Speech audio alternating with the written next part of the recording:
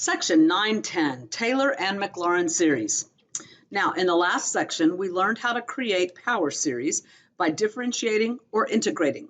Now, we will learn a general procedure for deriving the power series for a function that has derivatives of all orders. That means first, second, third, fourth, nth derivative, n plus 1th derivative. The following is the form for every convergent power series. So the Taylor series for f at x equals c.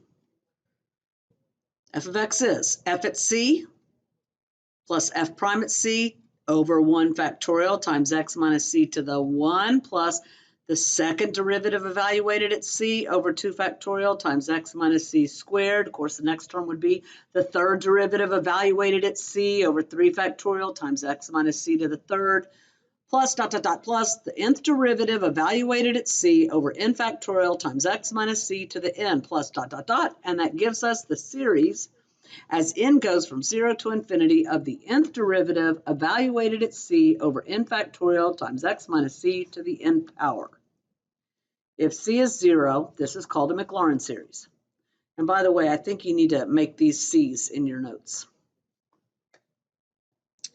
Frequently, we can get a power series for a function by a technique known as manipulating a known series. So some of these techniques are to substitute into the series, multiply or divide a series by a constant or a variable, add or subtract two series. We actually did that in the last section. And differentiate or integrate the series. We've done that as well. 4 important series to be memorized. Your series for e to the x. E to the x is represented by, as n goes from 0 to infinity, x to the n over n factorial. And it looks like this. 1 plus x squared over 2 factorial plus x cubed over 3 factorial. Cosine. Cosine of x is 1 minus x squared over 2 factorial plus x fourth over 4 factorial minus x6 over 6 factorial plus becomes the series from n equals 0 to infinity of negative 1 to the n times x to the 2n over 2n factorial. Notice that the factorials are even. Notice that our exponents on x are even. Notice that when x to the 0 is part of our term, that is a 1 and that is positive. So the first term is positive and it's going to alternate signs after that. This is an even function. Let us remember, in an even function, f of negative x equals f of x. It reflects across the y-axis. You're going to have even exponents and factorials.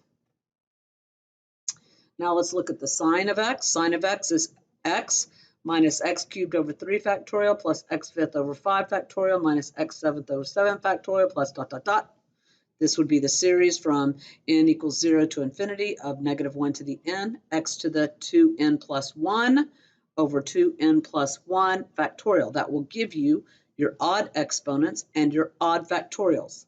Let us remember, an odd function, f of negative x equals the opposite of f of x. It reflects across the origin, and you have odd exponents and factorials. And again, notice that on your first term, okay, we're starting at 0. Exponent is 0. First term will be positive, and then it alternates. Again, this is x to the first over 1 factorial. Another series is your basic power series. 1 over 1 minus x is 1 plus x squared plus x cubed, and it is represented by n from 0 to infinity, x to the n. You need to know these. So it says here to see other important power series for elementary functions on page 682 in the gray box, learn these. That is these functions. We've got it for 1 over x, 1 over 1 plus x, natural log of x. Here's e to the x sine x cosine x, and then arctan and arcsine and 1 plus x to the k power. That's actually a binomial. We won't be working with that one. But these, you need to recognize them. As usual, I will ask you to please allow me to explain the problem completely while you watch and listen. And then at an appropriate time, I will give you instructions to copy down the work. So we are going to find our Maclaurin series for f of x equals sine of x squared. Now, Maclaurin means we're centered at 0, so that's nice. So our sine series is x to the 1 over 1 factorial minus x cubed over 3 factorial plus x fifth over 5 factorial.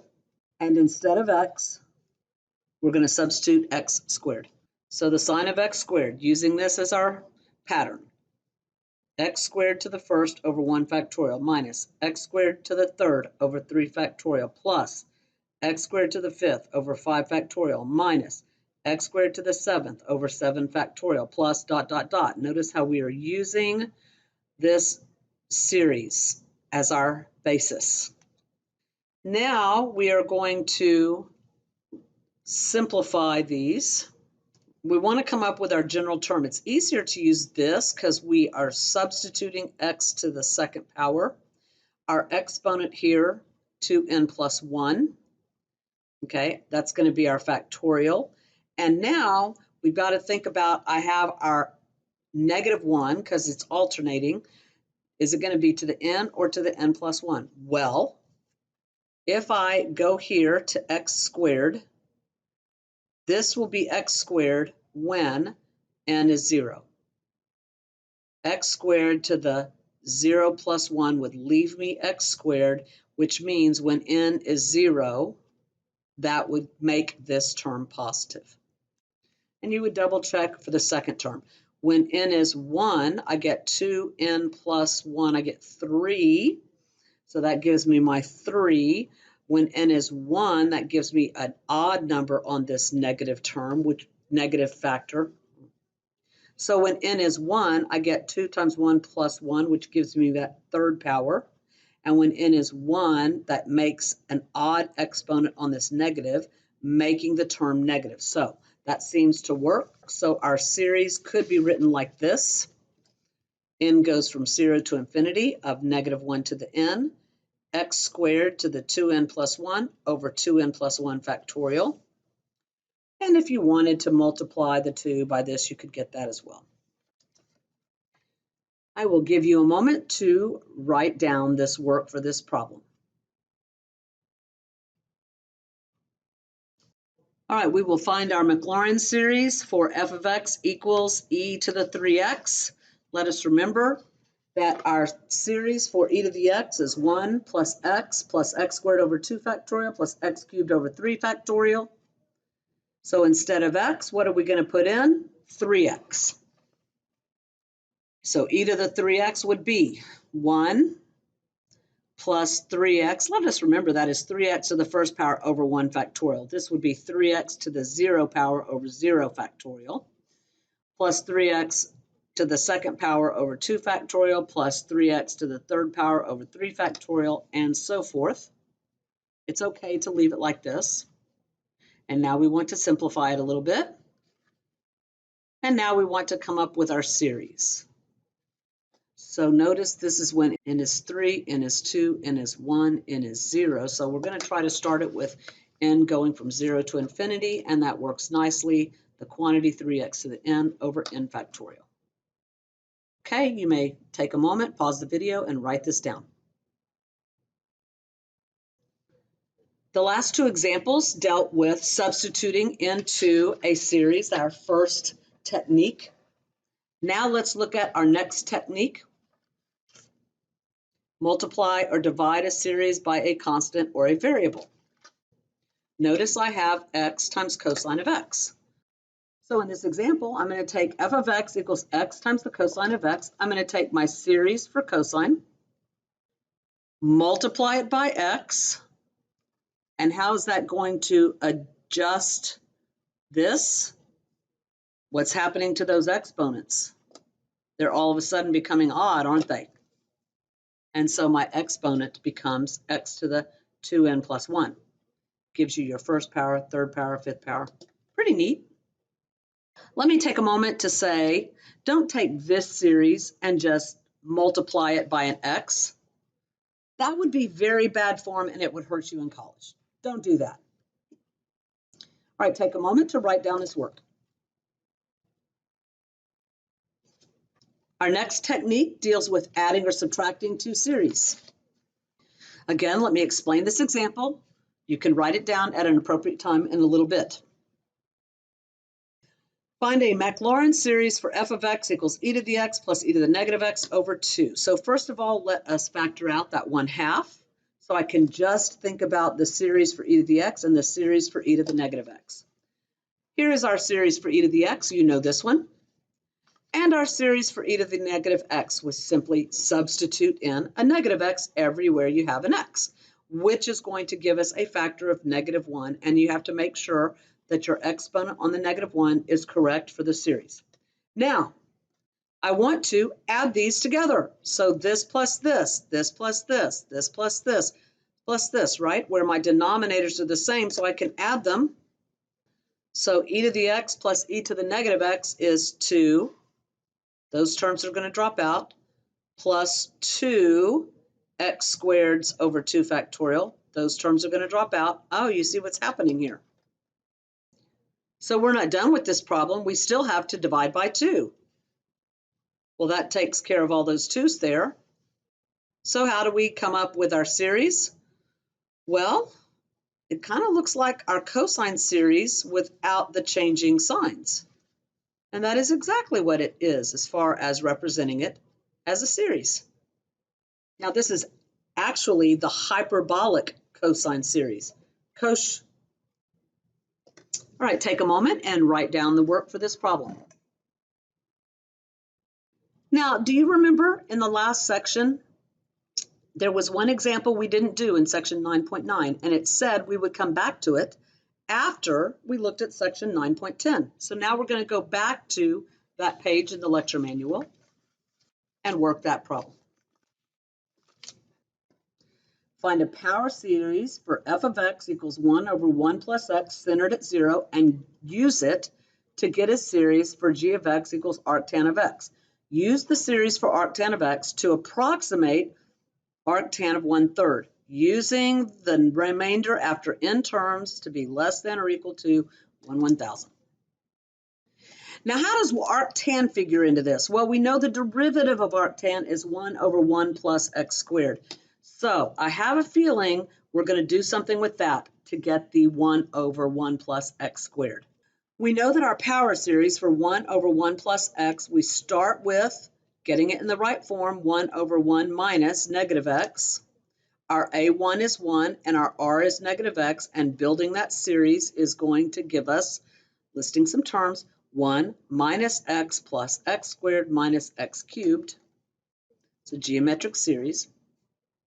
And we can come up with our term, and I'm going to do something a little different here, and that is I have, as n goes from 0 to infinity, 1, my first term, times negative x to the n. And I'm going to write that as -1 to the n times x to the n. N goes from 0 to infinity.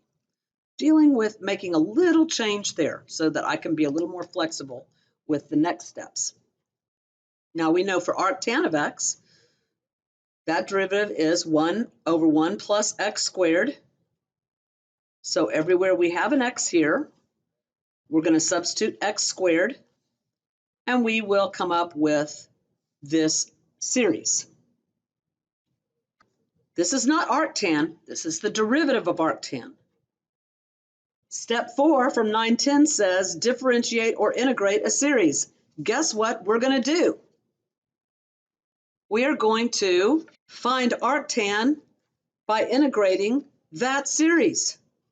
So we're going to integrate this series, which we know, listing the terms, gives us that. We know there's a constant at the end, so we're going to go ahead and write that first. And then this term integrated is going to give us x minus x cubed over 3 plus x fifth over 5 minus x to the 7th over 7, and so on. And now we stop. We have to find c before we go to this summation step for writing our series. Your infinite terms are going to drop out. We know that since x is 0, arctangent of 0 is 0, so our x terms will be 0, so c is going to be 0. So now we know that our arctan of x is x minus x cubed over 3 plus x fifth over 5 minus x seventh over 7 plus dot, dot, dot, which gets us to odd exponents, odd denominators. These are not factorials. And there we have it. I'll give you a moment to write this work down. Pause your video. Part B says, use the series for arctan to approximate arctan of 1/3 using our Lagrange error bound. So you may have to go back to section 9.7 to refresh your memory on that. From our last page, here is our series for arctan of x. So arctan of 1/3, I'm going to substitute 1/3 in. Expanding each one of these, 1/3 minus 1 over 27 divided by 3 minus 1 over 243 divided by 5, and so forth. And simplifying it gives us this. And we want to know how many terms do we have to have for the error to be less than 1/1000th, our remainder to be less than 1/1000th. Well, you can see those are the terms we needed. Arctan of 1/3 is approximately 26 over 81. My next term is less than 1/1000. So my approximation of 26 over 81 is definitely within the margin of error. Notice that to do this problem, we could not use our integral test because all the terms are not positive. To use integral tests, all the terms have to be positive. Now for that remainder to be less than 1/1000th, we want to stop at the first term that is less than the absolute value of 1/1000. That is our term that was less than 1/1000, so we had to stop there and use that for our approximate value for arctan of 1/3. Now, again, you need to go back and review the Lagrange error bound, the Lagrange theorem, Taylor theorem that is in section 9.7. Write down the work from this page.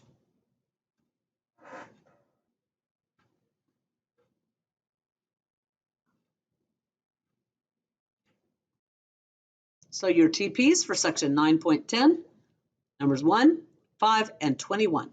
See you next time.